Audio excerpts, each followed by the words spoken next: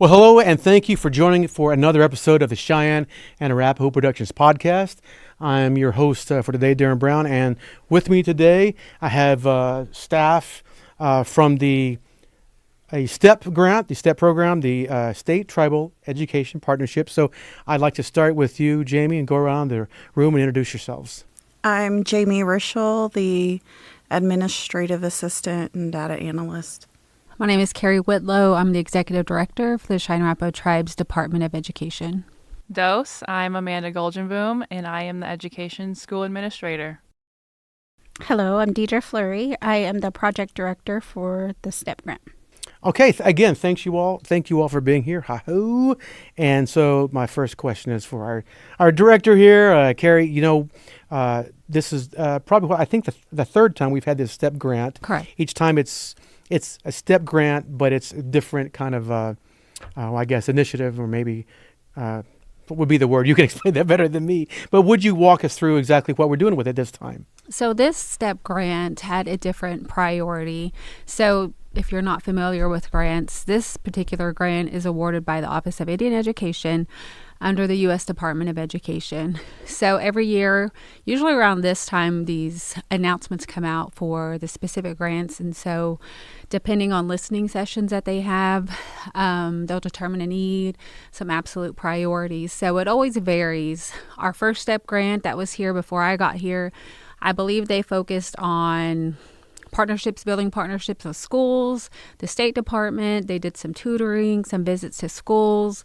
The second grant continued to build on those partnerships where they focused on professional development, creating a professional development curriculum that they offer to our schools for free to out here in Western Oklahoma. Then this grant came out in 2020. And if you all remember, that was during COVID time and everybody was at home. But prior to that, as a department, we were reworking, and I know this is Darren's favorite, our strategic plan. Hey, gotta love those strategic plans. So we were working on our strategic plan, defining department goals and objectives, so trying to see this big picture.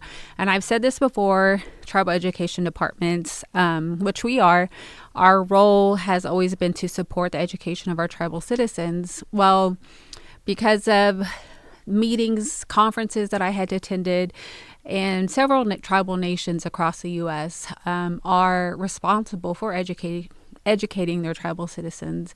And they have schools in place. They have systems in place where they say, okay, this is our priority. Education is a priority. However, we want to educate them this way because it's important for us, for our kids to know this, language, history, culture, depending on what that nation needs. So seeing where we were as a department and trying to really push us into this new, which we were, doing some of that, but we weren't really aligning all of those things. So trying to say, okay, if we wanted to educate our tribal citizens, how do we do that? What steps do we need to take? Looking at Head Start, looking at childcare, what we were doing there. And at the same time, we were talking about, writing some curriculum. We were talking about, well, if we want language taught in the schools, then we need a teacher. And then how all these conversations were happening at the same time with people like Mario Molina, who is with Indigenous Solutions, Bernadette Anderson, who's with Academic Development Institute. So we were already working on a strategic plan. This grant came out and we were like, okay, what do we see is the need? Let's look at the strategic plan, big picture. What would we like to do? And I believe one of those priorities was about charter schools. And so Bernadette, who also has experience in charter schools and segregation, and she's a doctor, so she was doing research along those lines. So it just all naturally happen, these conversations of, okay, well, what would it look like if we try to put together a model? So essentially, this is a 3-year planning grant. It's not, I know whenever they announced the grant, people were like, oh, you're opening a charter school next sure, year? Just like that. No. And anything that we do, we want to take our time. We want to do it right. And make sure that everything is aligning, make sure we're meeting the community needs, family needs, student needs. So this is really the beginning of, answering that question of how do we educate our tribal citizens? What do we want education to look like for our families and students? So this is a beginning, and I'll preface with saying that none of us are charter school experts. But you will be. You're on your way, right? We're on our way. You should be. But also, part of that is when you have relationships with people who give you that information or provide it to you or coach you along the way, and we're very, very thankful to have people to help us do that. Absolutely. Yeah, we I like I said, in my past career in the TV news, I always loved working with someone, shooting video of someone who's a professional, just like someone who's a dentist. I'm like, how do you even know what to do with it? You know what I'm saying? I was like, because they put in hours and hours and hours and years of working on it, and they know exactly how to do it. So it's amazing when you work with someone who's professional, and you get to just pick their brain constantly. That's just the coolest thing. And then somehow you can eventually you pick up on it and you learn something. Well, this is an ambitious undertaking, but it's so exciting that because I know just probably 5-6 years ago it was just talk, and then it became serious talk, and then it became, well, maybe there's a grant for that talk, and now it's here. So whoever wants to jump in here, I know that, like I said, we've been talking with you guys for I guess going on a year now, and I know that you visited a lot of other immersion schools, and you're continuing to do that and getting ideas and figuring out here's another educational term, best practices to do something. So one of you jump in and tell me, how it's going. How do you feel about this situation? So I can speak on that for a little bit. So we have this grant, and it's awesome. We love the idea. We see the need. Now what do we do? So I'm glad you're paying attention. I'm glad you guys know why, because I wouldn't know which way to go. And so, as Carrie stated, luckily there are other educators who've gone down this road before, and we do have those relationships with them. When we lean on them. What do you suggest? What do we need to do? Well, what do you want it to look like? Well, we want it to have our culture. We want it to have our languages. We want a sense of family, a sense of community. But what does that look like? Exactly. And each tribe is different. Yes. So, fortunately, with this grant, we're able to travel to other charter schools, both in-state and out-of-state, and we've done so. The takeaway's been great. Of course, they're not going to mirror our population, our culture here, but they do have some key components: education and indigenous. So we are but we're getting ideas. Okay, well, how can we incorporate what we want? How can we make it work like they made it work? I'm glad you said key components, because that's exactly what it is. Mm-hmm. You're not taking, you're just this works best, and this works for you and you and you. I have a feeling it would work for us too. Mm-hmm. Right? Mm-hmm. Or how can we tweak it? That it works for us. So that's how we decided to approach it. Is, well, let's go in and look and see what's been successful. Let's go in and see what has not been successful. Let's just be honest. So we've done that too, and every experience has just been so impactful. It's been such a great takeaway.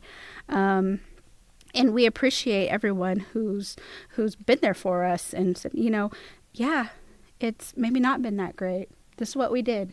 Maybe don't let this happen to you. Yeah, maybe we should have done this differently. Or this is our model. Hey, do you want to see? We'll show you step by step what we did. Come on, you want other partnerships, outside partnerships? We can hook you up. So it's been wonderful. The start of the process. It has to be a collaboration. I mean, if I've learned nothing else since I've been here for going on 12 years in the Department of Education here, have you learned? It's like, hey, silos, Carrie, are not That's are your not a word. good thing. Right. No, everything happens. Everything happens with partnerships. I mean, in life in general, no one does anything alone. And my buddy Hawk Hardico, our producer here, he's fun to sing. You got to drop down that ladder. We got to drop down the ladder for. It's just like we've had a handful of tribes contact us here at our little operation about, well, they're starting a media operation there. How do we do it? I'm like, well, well, what do you want? What are you trying to do? I mean, if you're trying to do this, I'm not your guy. But if you're trying to do this, then we can help you. So yeah, same type thing. I think people who get to a level of experience and expertise, man, your job is to share that, right? It's our job as good humans in general to share our knowledge. So let me take the next question because go right if people who are listening who have no idea what a charter school is, what is a charter school? And Amanda will give us that answer. Yeah, Amanda. It's very, as we started this grant, you start learning and realizing what's different, what's similar to a public school district. So tell us, what is a charter school, and tell the listeners. A charter school is a public funded school, and you just have the capability of inputting your own, your languages into it, your culture. You just have that flexibility. Yeah, and like I said, I learned this even when I was still in TV news. There's which is different from a magnet school and a public school, and when this is not a private school. No, not and private. So those but with each one of those categories, there's I guess limitations, and benefits and what advantages and disadvantages, I suppose, right? And I think probably Diedra could probably add to that layer of what a charter school is and what she's learned. Oh, I definitely can talk all day. Jamie, we'll get to you in a few minutes. Don't leave it. Don't go anywhere. So as we know, if we look at Oklahoma City, we do have some great charter schools, and they have their mission is a little bit different. We have some that focuses on college prep. Some that may focus on nature, some just science and engineering. The thing is with the charter school, it is a public school. So you have a lot of requirements. You think about everything that it is kind of mind-boggling to think of. Let's think of a local school district. When they very first opened up, what all had to fall into place to get that going. And we're learning federal funding, because you get federal funding. How many little kids are we going to get to walk through the door? That matters because that impacts the funding. Impacts the funding, absolutely. Where are we going to place it? And I know there are even some tribal schools in Oklahoma that have decided to go private.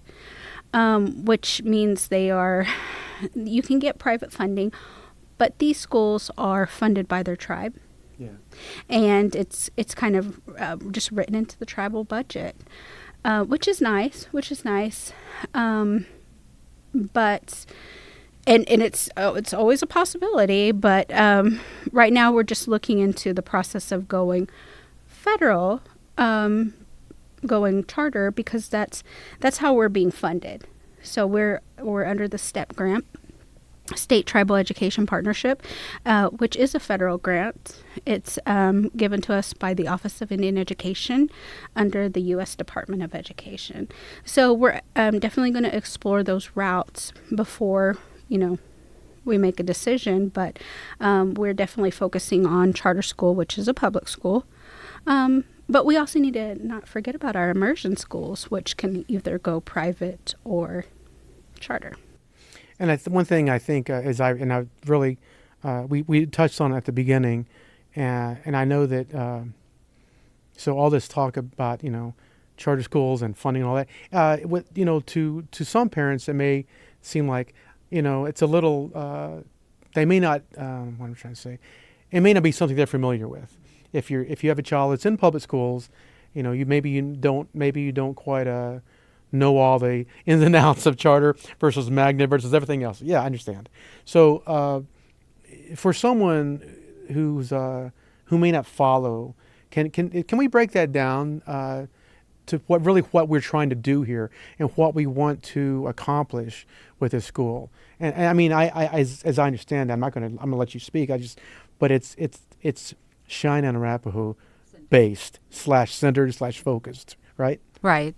And so a charter school basically means you're being innovative. So charter school equals innovation. So like she said, every charter school, there's something that's offered different or more innovative than that public school district maybe in their school district is offering.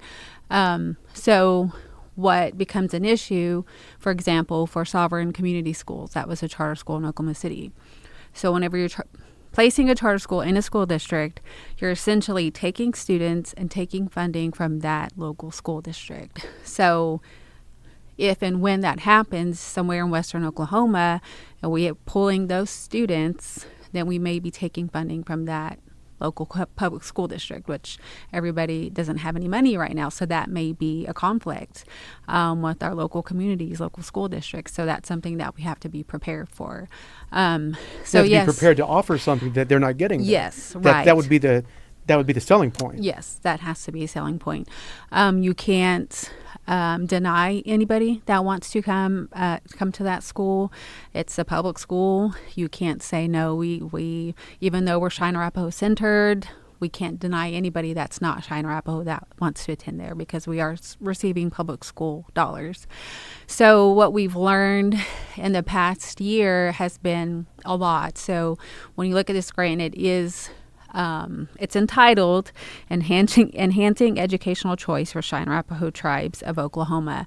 So if you all pay attention to what's going on, the landscape of education here in Oklahoma, they're pushing choice, right, for families, choice, parental choice. It's school choice. That's what's being pushed. So I don't know if we're ready to have this conversation, but does that mean the same thing for white kids versus brown kids? Does it? Does it? I don't know.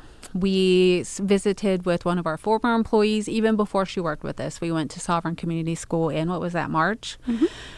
And we wanted to know, why is this closing down? What did y'all do that didn't work?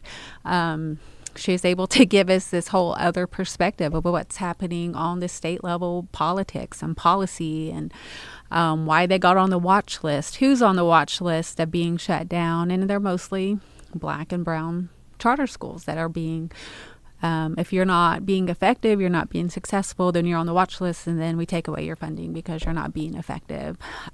Is that happening for all the charter schools that are not brown and black? I don't know. But we were having that conversation of what it may look like or what we may be up against. So even here in Oklahoma, they're pushing choice, educational choice. I mean, that's why we had written it that way, because we were aware of what's going on in Oklahoma. So the whole what's being innovative or what's unique about our charter school is that'll be based on Cheyenne Arapaho language and culture. The main thing is that when you look at here in western Oklahoma, and I don't know who's been raised out here, who went to school out here, there's been, history of racism, prejudice, discrimination. Our people, Cheyenne Arapaho people, we are identifiable, which means that we are brown. Our boys still have braids. Our last names are still, White Skunk, Young Bear, names like that here in western Oklahoma. Our kids are identifiable. And for years, and I can say that about my family, that we haven't always had the best experience in public school education. And I don't know if everybody's aware, but 93% American Indian Alaska Native students are educated in the public school system. So the public school system, which we all know, hopefully know that there's an issue because our people, Cheyenne Arapaho people, Indigenous people, are not represented in the curriculum, in the textbooks, and the administrators, and the teachers, right? So when you think about the experiences that we have where we go to a school, right? We get an education, but that system wasn't built for us. It doesn't, we don't always feel like we belong there.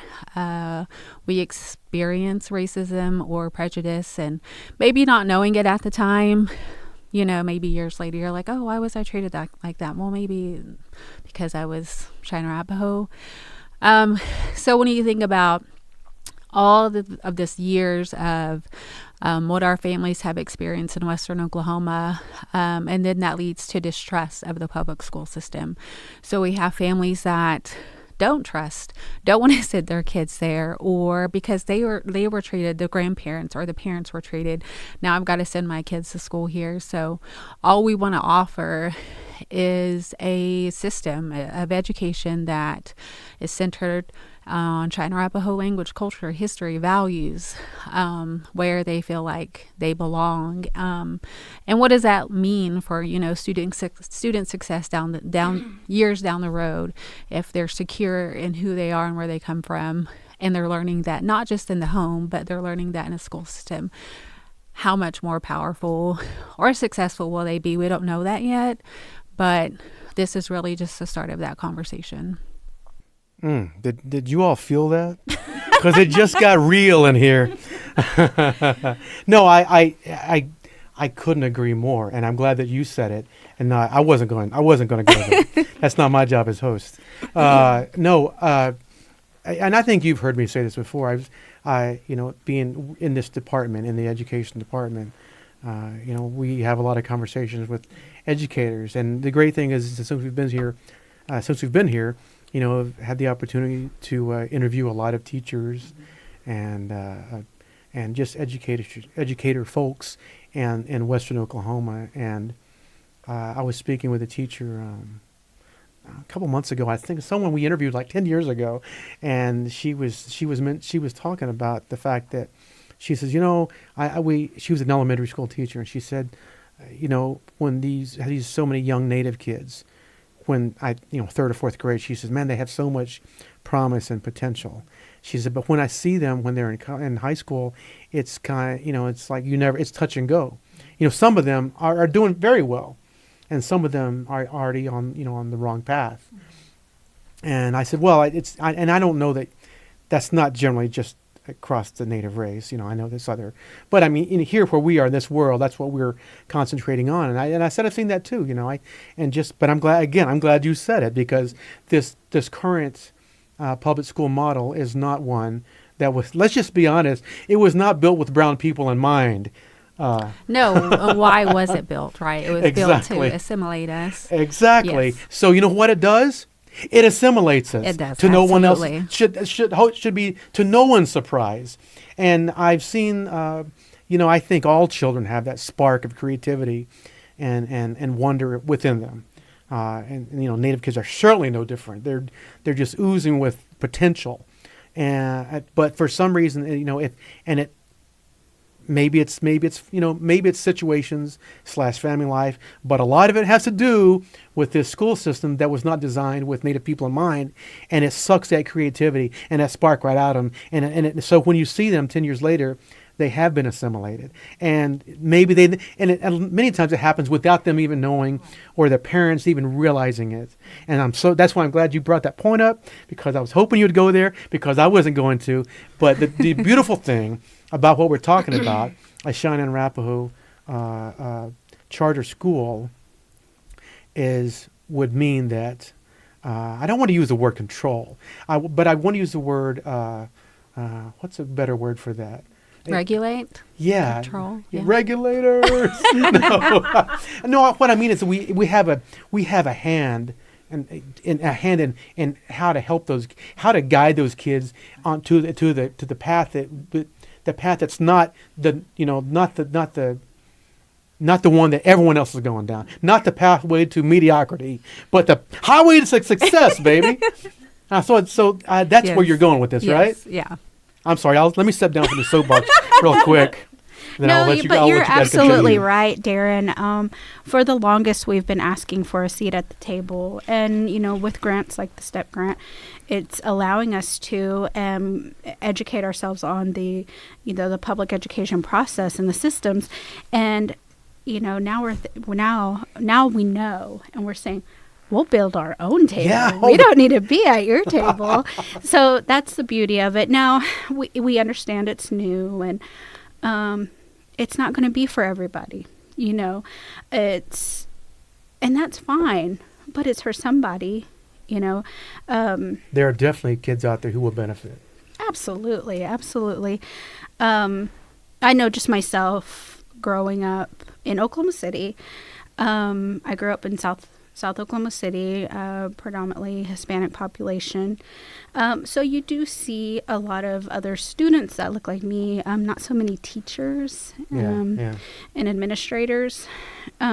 But we didn't have, and being in an urban area, it had a mixture of different tribes. We had so many different tribes, people from everywhere. So you kind of clung to each other, but you could be Choctaw, you could be Cheyenne and Arapaho, you could be, Laguna, you could be anything, Lakota.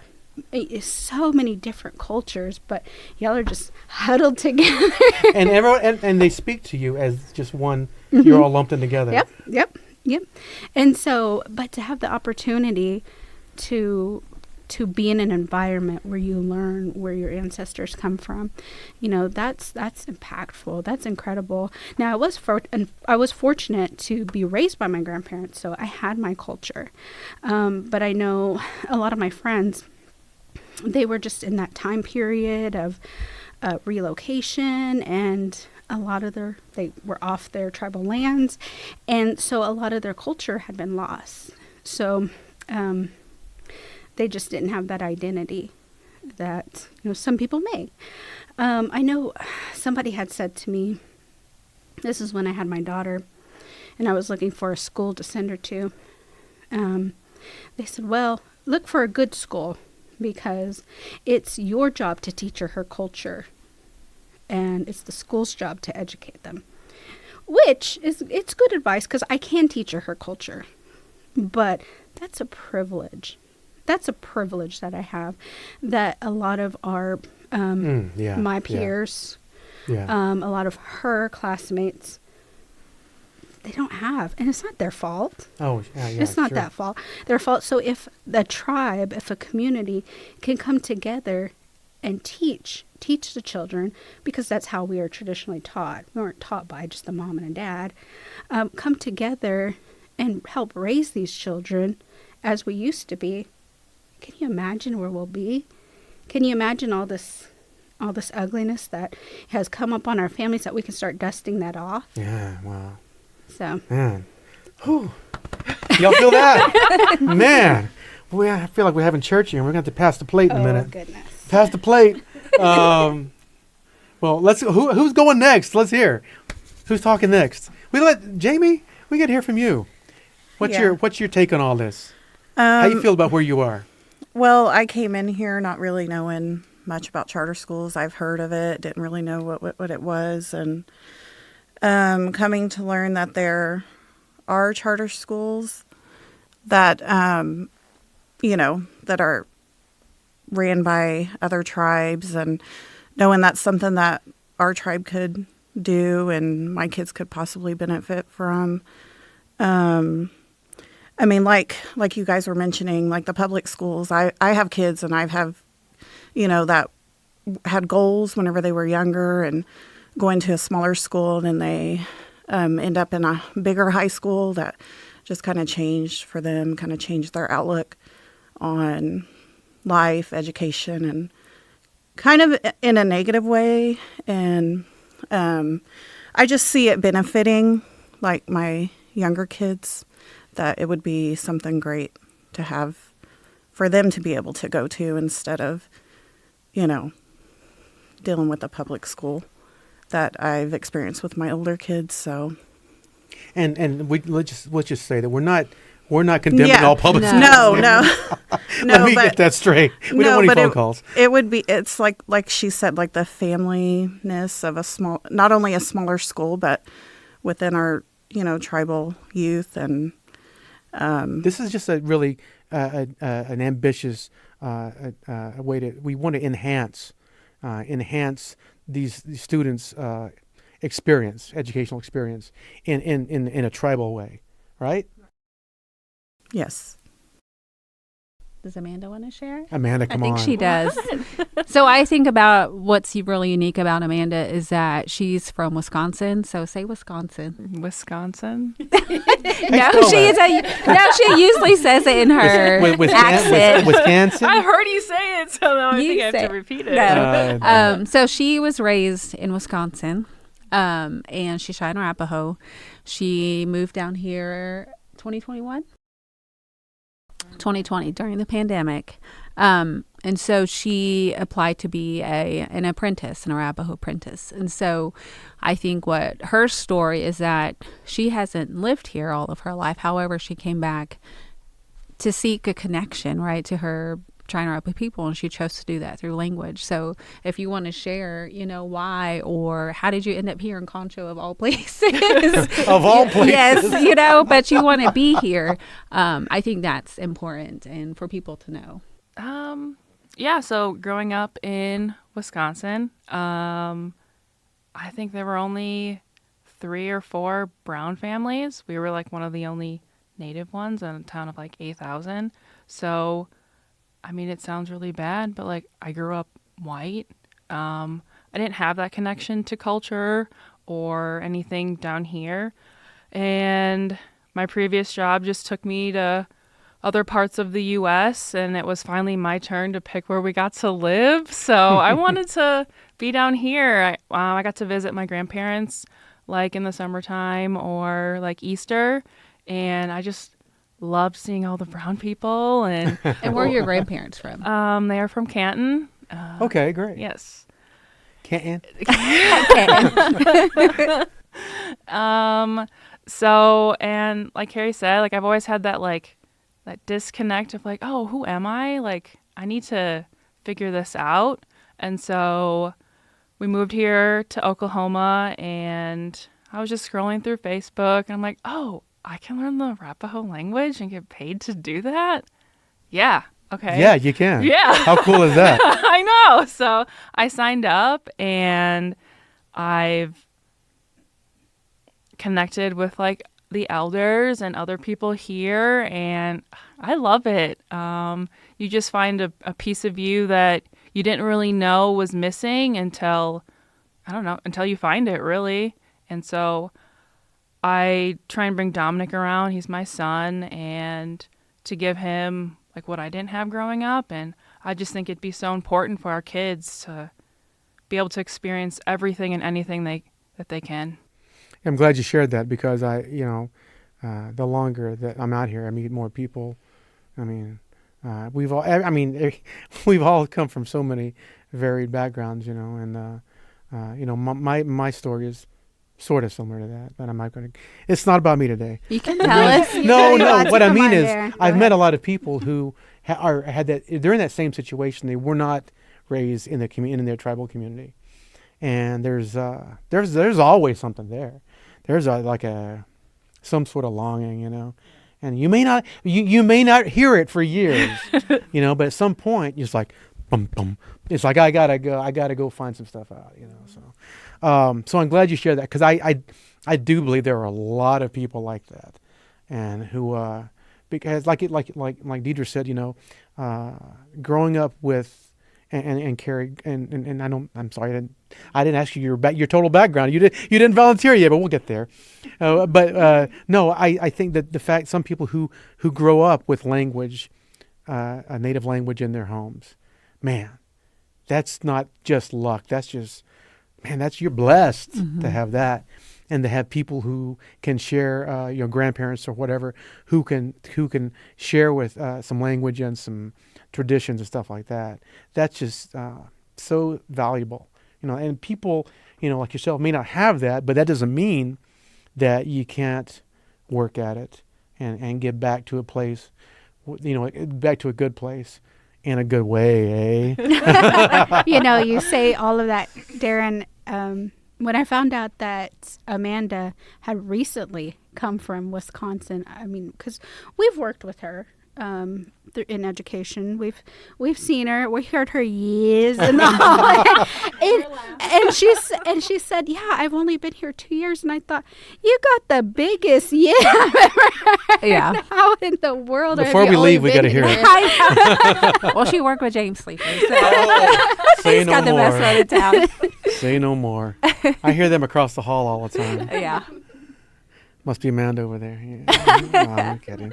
I'm I kidding. know. I was like, "Get back over here, You Amanda." should wear that Running as a badge of honor when you got a good yeah. All right. Well, okay, let's get serious again, maybe, if we feel like it. No, tell me, so this is, did we say this was a 3-year Yes. grant to, and it's to basically, to research and get our ducks in a row, kind of. Right, yes. Right? And so tell me where we are. I mean, let's say if there's, let's say there's 5 steps, where are we? You know what I'm saying? And I think people want to know kind of, first of all, you've made amazing progress in a short span of time, but there's always it's one of those processes you got to keep learning, So kind of where are we in the process? So, well, and actually, we've been fortunate to have CAP come along with us on this journey in the learning process, because we had to learn before we can do. So right now we are in doing a community outreach. We're in the community outreach and input process. We're developing surveys because this isn't a S.T.E.P school. This isn't a Carrie school. We're not making the decisions. Yeah, this is a community school. This is for... Otherwise, what's the point? Yes. So we are trying to get the input of the community. We're trying to get the word out, get awareness out. What is it? What do you all need / What do you think is important? Yeah. So at the same time, now that we're educating, we're trying to educate the community as well, so they can make informed decisions. We're also putting together, and this is part of any charter school process, is putting together an advisory circle, design team, however you're going to work it. So right now we're looking at who do we have? Who are our educators now? Who are our people in law? Who are people in finance? Who are people in marketing? Who can help us? Who has these resources that can help us get off the ground? Who knows federal programming?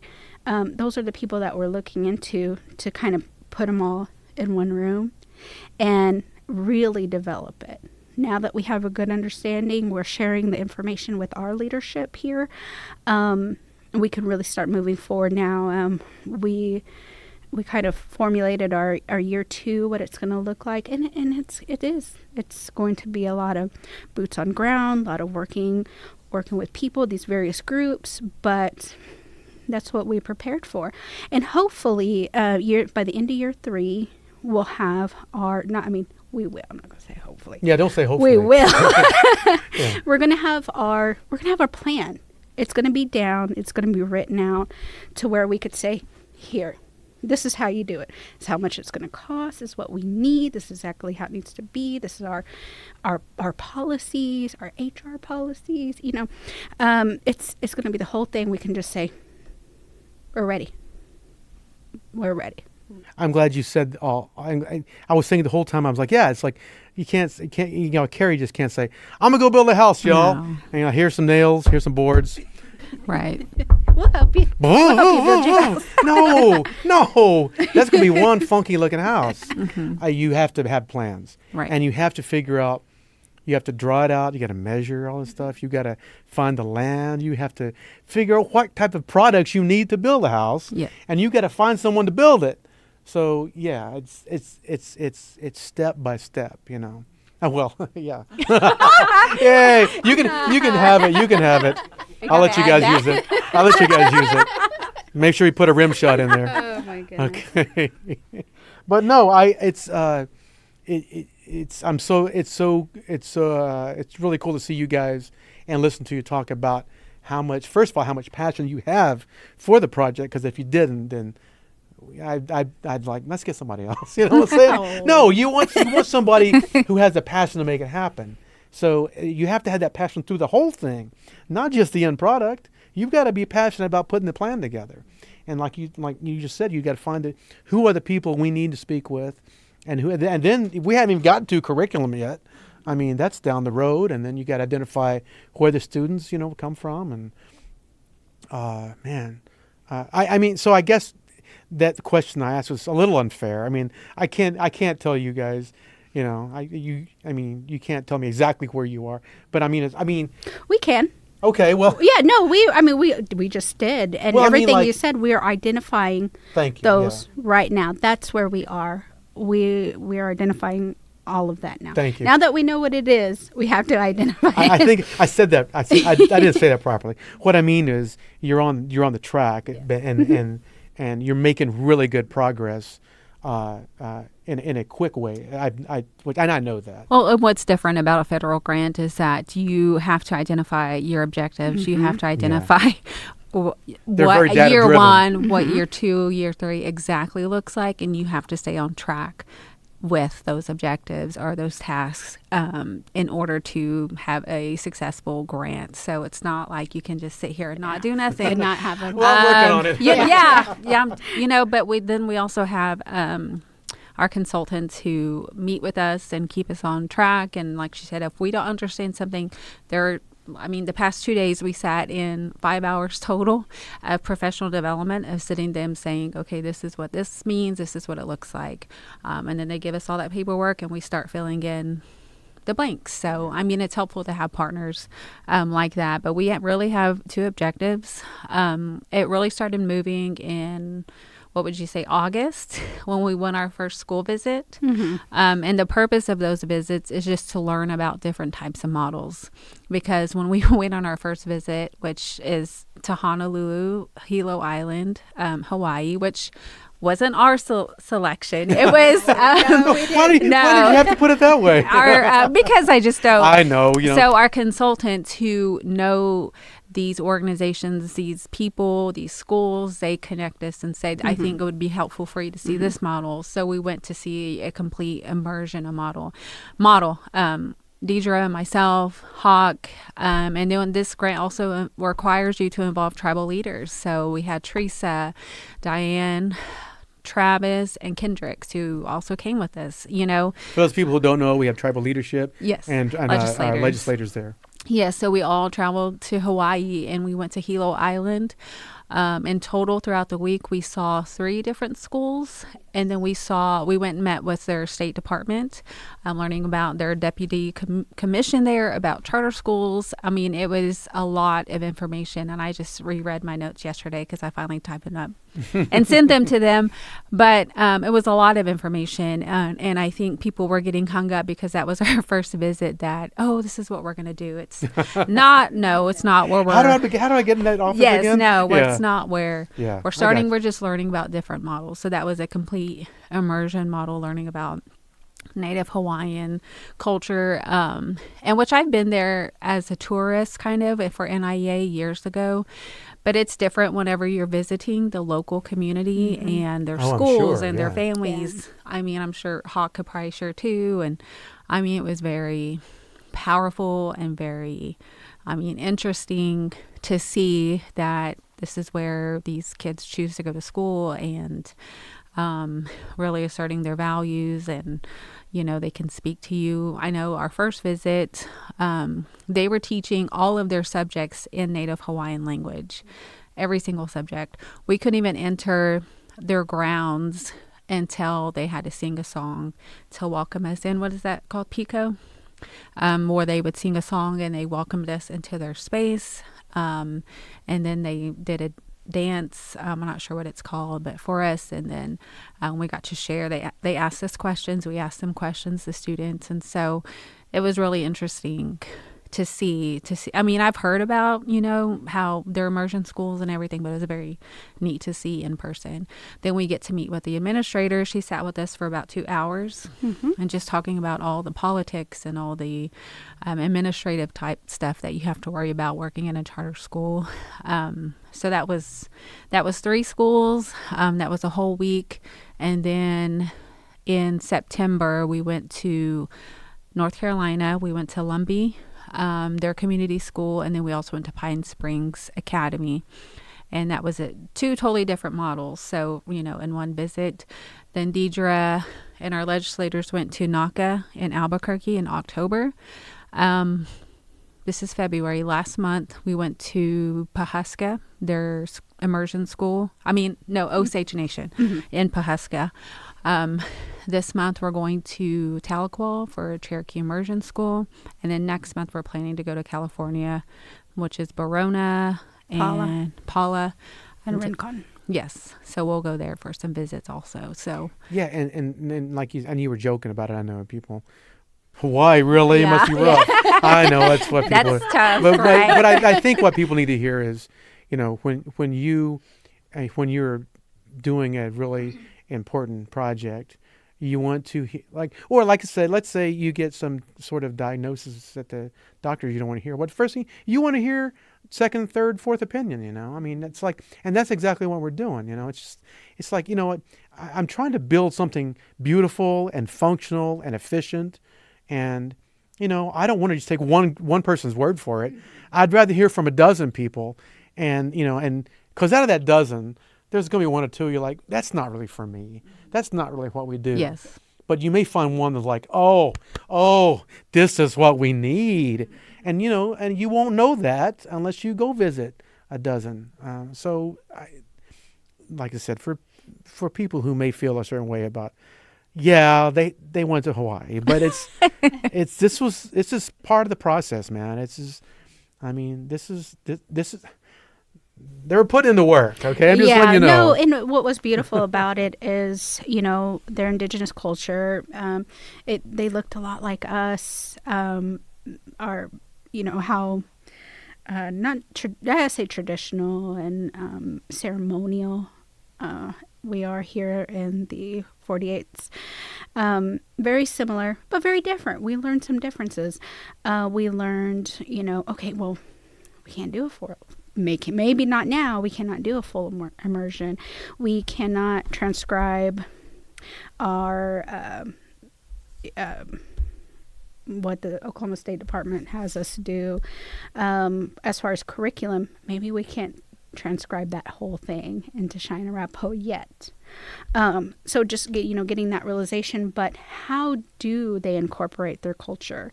How do they start their mornings? What do we do to start our mornings? Do we pray? Do we sing? How we see what they're doing. How do we incorporate it? How do we feel good? How do we start our day? How do we as Indigenous people hold our students accountable? They showed us how they did it. It wasn't shame. It wasn't through shame. It wasn't that's through not a good idea. Scolding. But it was through their culture and understanding that this is your responsibility and this is, you have to be accountable to your team. And they just showed us ways to do that. But, we are so fortunate that we got to sit down with their charter school board. We brought our Oklahoma State charter school information, and they looked through it with us. We got to meet. What are you guys doing out? What's Oklahoma doing out there? What is this? What is your state legislature doing? No, I'm sorry. It's completely different. It is well, different. and in a good way.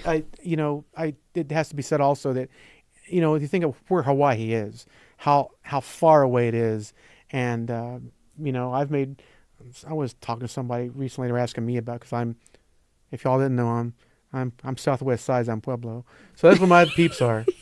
I got some Choctaw peeps too, but I'm just saying, somebody was asking me about traditions and stuff out there, which I will admit I don't know a lot about, but I did say that, those folks, they've been in their homelands for thousands and thousands of years. So, they weren't moved, they weren't brought to Oklahoma like, and other states like a lot of tribes. So those cultures, just like, Hawaii, they've not been moved. Yeah. So those traditions are strong, man, have deep roots there. So an immersion school there is going to be way different than one here in Oklahoma. Exactly, right? exactly. And that's what we learned. Yeah. I'm sorry. I didn't mean to steal your thunder. No, you stole it. It's okay. It's sprinkling now. It's sprinkling now. That's a good one. But no, I think, like I said, we said, every tribe is different in so many deep ways. Yeah, actually, when we went to North Carolina to be with the Lumbies, they showed us their museum, and they were so welcoming. They fed us their traditional foods, and they have so many educators. So I remember looking around and thinking, this is very different. It's different. And then it finally, because I'm a ding dong, they're a first contact nation. Wow. We're just lucky to be there with them. So, of course, Lumbies will even look different from what we have. Yeah, absolutely. Yeah. And so, and just realizing that, and, them trying to hold on or find their culture and hold on to what they have and what they know. Yeah, think about that. That was so impactful, because a lot of stuff we just take for granted, right? Yeah.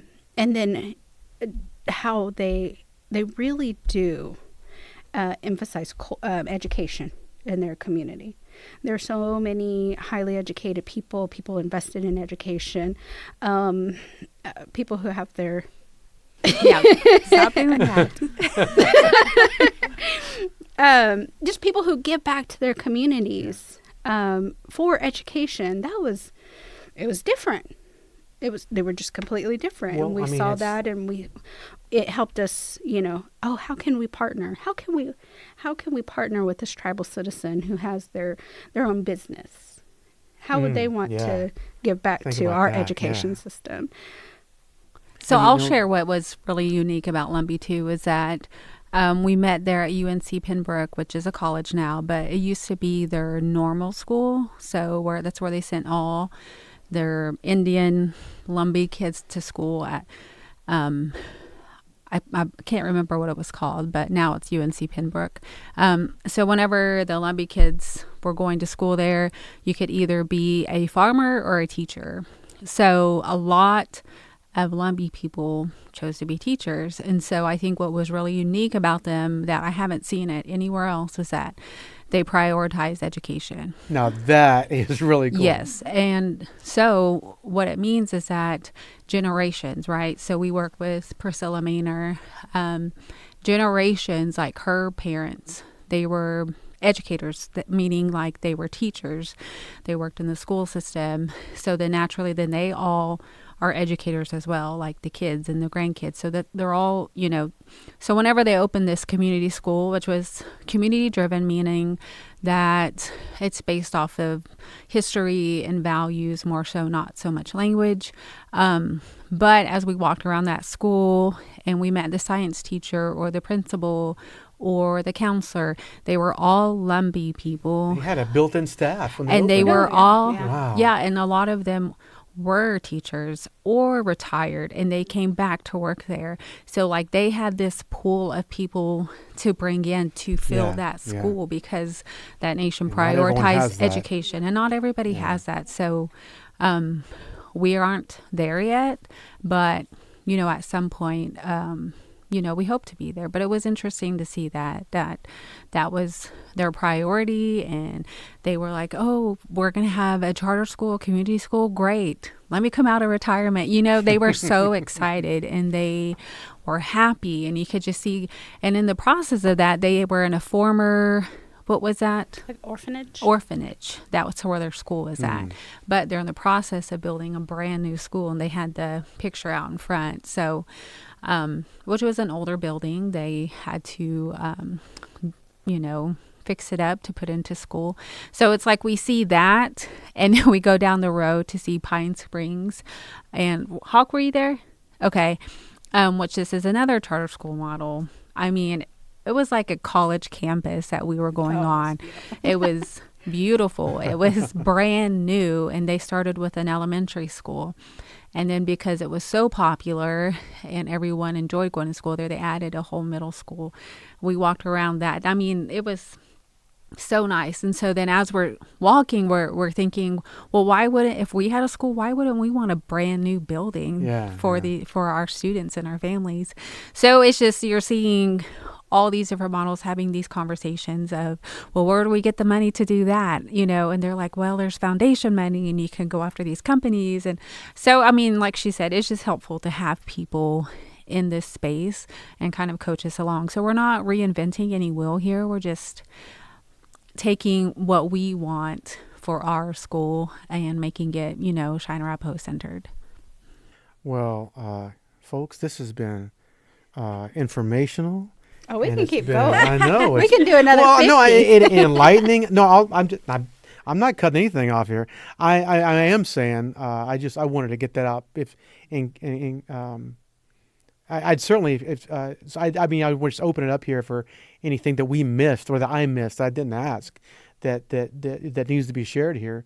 And this whole, like I said, for the people listening and watching who may not have known anything about this, I think it was probably information overload or like, whoa, mind blown, because like I said, the first time I heard there was a charter school, I said, what? There's not a charter school. Yeah, there's not one There's yet, not folks. yet. But we are in the process Yes. of building the plan to make it happen down the road. And people need to know that, man, things are happening. Wheels are turning, man. I mean, stuff is getting learned left and right. So I want to open up to you guys and, leave us with any final words or, anything else that you think we missed. Amanda or Jamie. Deidre's been on all the visits. I missed NACA, but they both attended their first school visit a couple weeks ago. We went to Pawhuska. So if you all want to share anything that you saw there or the experience that you had whenever you saw a school. And then, Jamie did see Sovereign. Yeah, There weren't any Sovereign. students Yes, my there, first. so Yeah. so it might be little difficult to compare the two, but Or what were your thoughts or feelings about Pawhuska? I mean, I like the way they were running their school. It felt, I don't know, I got like a good energy, from there. But one thing I was telling Diedra, I said whenever I imagine like our charter school, I always think like, okay, well, if we're going to have first, second graders or whatever, I'm thinking of a classroom full of kids. There they had maybe, what was it, like second graders or third graders, they didn't have any students in those classes. And then maybe like first graders, they just had 3 or 4 and just kind of random. So it just kind of let me know that, I mean, I guess we don't have to be as big to get started at, and like he said, they started off as a Head Start and then kind of went up a grade almost each year as they were just able to build. And but having that support from the community is the only way that it can work. So that's kind of what we need. Thank you. Community I won't look support. at you. Community support has to be key. Yes. Yes. I mean, Of course, otherwise, it's just not going to work without that. Right, Amanda? Right. I thought it was really nice to see. You had all these kids of different ages. It was kind of like a community homeschool. They had their language and culture teacher there. He was gone at the time, but that'd be really nice to have. They had any questions. They had a Christmas pageant and they translated like a Grinch song. So that's Nice, really cool, nice. like just to do something as simple as that. I don't know, it was nice seeing like the 6-week-old babies and then up to 7th grade, and then they're hoping to add 8th grade next year, and yeah. Now, what I will say about that Osage school is they had to rebuild some relationships, or really work on, not rebuild, but just cultivating positive working relationships with the local schools. So I'm not going to say rebuild, but I'm going to say cultivate a good working relationship with the local school. Because if you think about it, they're small. They don't have enough students to have a basketball team or football team or any sport. So they partner with the local district to allow their students to come in and participate. Even though they're a private school, they're still allowed to come in and That's a participate great with idea. the local school. So I mean, if you can make that happen. and yeah. that was a great takeaway, because I wasn't aware that was a possibility. So we take something away from each one of these visits. Yeah, how can you not? Yeah, I'm glad you mentioned about school partnerships, because I know that Carrie, that's something you've worked on ever since you've been here, and I know that it was most likely worked on before you got here as well, but but you came in with this new burst of energy. You guys remember that? Oh, I remember. She came in and was like, wow, look at her, man. Yeah, look at her go. Look, watch her go. That's my boss. But I, any different director is going to have different energy, So I mean, but I'm just like, I remember that was a priority on your end from the get-go, and I think that's happened. And I won't mention any school names, but I just like we had the folks from the AEE. Yes. Advanced? No. Think academic enrichment and excellence. Yes. Oh, okay. Okay. That one hurt. Okay. No, but I remember they spoke how the original one of the other grants they were working with 3 schools, but now they're working with 10. Yeah, and that's a challenge. I'm sure that's a challenge. Just to have to drive there all the time. But I'm like, that's how it's done.